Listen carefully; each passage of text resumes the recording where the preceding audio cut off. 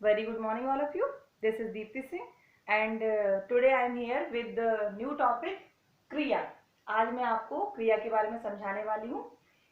क्रिया जो हमने पढ़ा है ना पार्ट्स ऑफ स्पीच में, नाउन, प्रोनाउन, एडजेक्टिव, वर्ब, ऐसे ही हम लोग यहाँ पे बोलते हैं जो तो संज्ञा, सर्वनाम, विशेषण, क्रिया.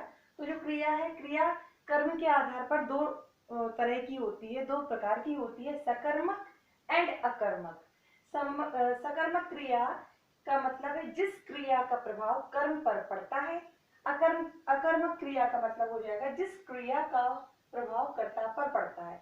यहाँ पर कर्म कहा है, कर्म पर पड़ता है, यहाँ कर्ता पर पड़ता है. फिर से देख लेते हैं. सकर्मक, अकर्मक. सकर्मक में भी कर्म है, अकर्मक में भी कर्म है. अब हमें करना क्या है, जो यहाँ पे उपसर्ग और प्रत्यय पढ़े होंगे, नहीं पढ़े होंगे तो मैं नेक्स्ट वीडियो में लेके आऊंगी. उपसर्ग सा का मतलब है या सा का भावार्थ है साथ, यानी कि जिस क्रिया का प्रभाव कर्म पर पड़ता है या जिस वाक्य में या जिनके साथ कर्म आता है, जिन क्रियाओं के साथ में कर्म आता है वो सकर्मक क्रियाएं कहलाती हैं. और जिनके साथ कर्म नहीं आता है उनको हम अकर्मक क्रियाएं कहते हैं.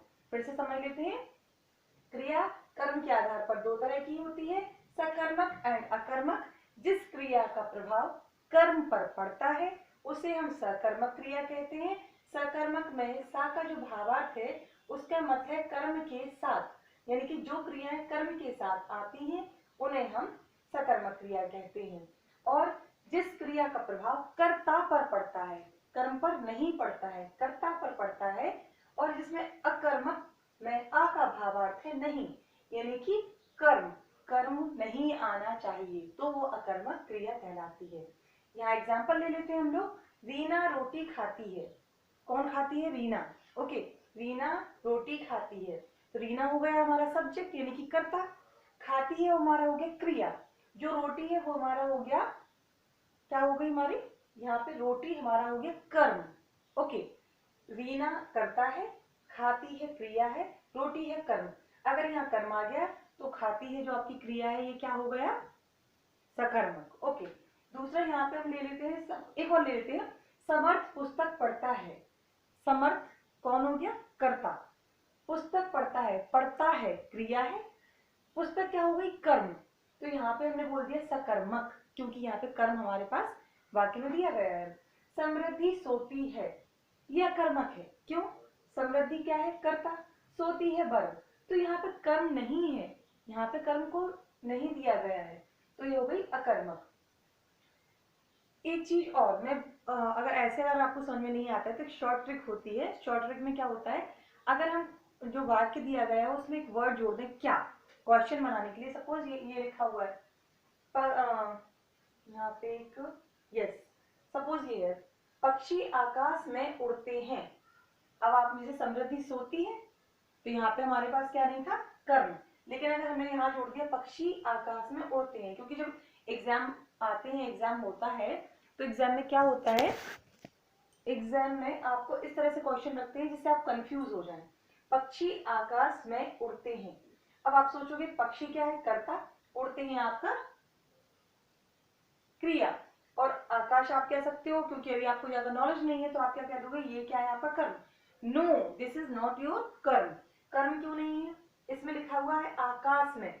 अब अगर आपने कारक पढ़े होंगे तो कारक के अकॉर्डिंग क्या होता है, कर्ता ने कर्म को अधिकरण से, तो ये अधिकरण कारक आ गया, तो यहाँ कर्म तो है ही नहीं. जब यहाँ कर्म नहीं है, अधिकरण है, तो ये क्या बन गया? ये हमारा हो गया अकर्मक क्रिया. जो कारक होते हैं, कारक में आपको डीपली पढ़ाऊंगी. यहाँ अगर जैसे आप कहो कि मैम यहाँ पक्षी तो है, तो अगर हमने यहाँ पे बोले ना क्या लगाइए, तो क्या उड़ते हैं, अगर आपने ये लगा दिया तो क्वेश्चन इज रॉन्ग. अगर क्या लगाते हैं तो ये तो हमारा कर्ता है ना.